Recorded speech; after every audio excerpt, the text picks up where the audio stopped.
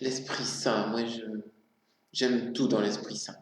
Il n'y a rien C'est tellement beau, c'est tellement génial, c'est tellement... Qu'est-ce qui fait pas tout l'Esprit Saint? L'Esprit Saint, c'est lui qui a fait naître Jésus dans le sein de Marie. C'est lui qui a fait, quand Marie et Élisabeth se sont rencontrés, qui ont fait une effusion de joie. Et puis Jésus aussi était rempli de joie. C'est lui qui a conduit Jésus au désert, qui a conduit Jean-Baptiste. C'est lui qui conduit. Alors j'ai mis plein de choses que faisait l'Esprit Saint, attendez. C'est lui qui nous fait rentrer dans le royaume des cieux. C'est lui qui nous guide. Il chasse les démons. Il nous défend devant nos adversaires.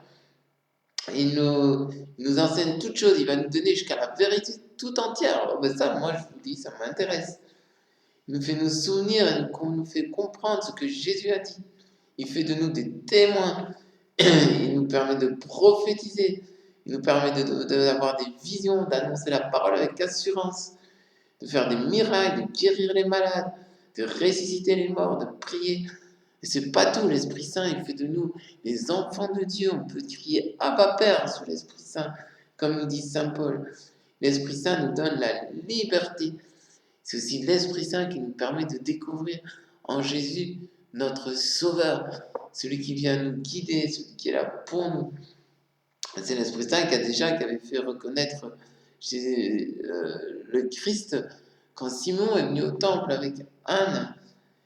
Et c'est pas tout, l'Esprit Saint nous donne la sagesse, la force, l'amour, la joie, la paix, la patience, la bonté, la fidélité, la foi, la bienveillance, la douceur, la maîtrise de soi. Franchement, moi ça me dit. Et moi j'en ai envie.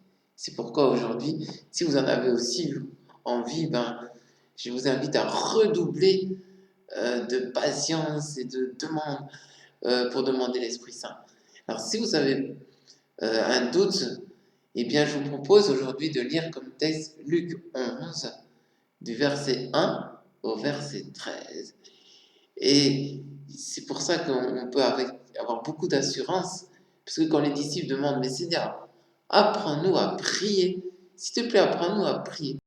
Alors il leur dit, quand vous priez, dites Père, que ton nom vienne.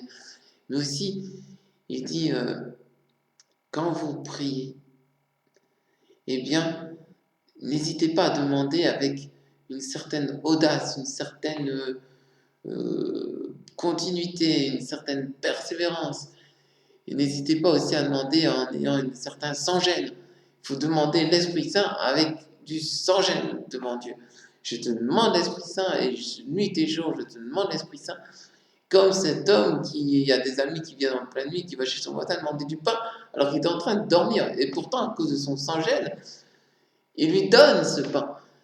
Eh bien, combien plus nous qui savons donner de bonnes choses à nos enfants, le Père veut nous donner l'Esprit Saint, puisqu'il veut me le donner, et puisqu'en plus moi je le veux, eh bien demandons, si vous le voulez, demandez, Dieu veut vous donner tout ça, quoi.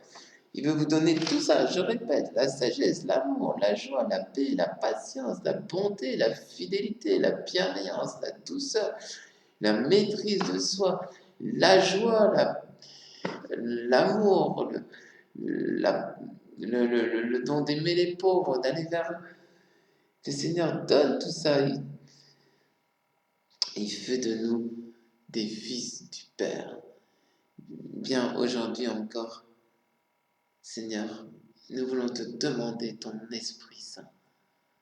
Donne-nous ton Esprit Saint. Nous te le demandons nuit et jour, à temps et à contre-temps, en sachant que toi qui es bon pour nous, tu vas nous le donner, c'est sûr. Amen. Et donc aujourd'hui, je vous propose de méditer le début du chapitre 11 de Luc, donc Luc 11, du verset 1 à 13, puis aussi d'avoir une attention particulière pour l'Église, pour la sainteté de l'Église, et spécialement la sainteté de ses pasteurs, les prêtres, les évêques, les diacres, notre pape, qui puisse être saint. Voilà. Seigneur, vraiment, nous te confions l'Église, toute l'Église. qu'elle soit renouvelée par l'Esprit Saint comme l'a été l'Église au commencement, le jour de la Pentecôte. Que ton Église puisse, avec plus de force et d'assurance, accompagner des signes qui viennent de toi, Seigneur, annoncer la parole du Christ. Viens, Esprit Saint.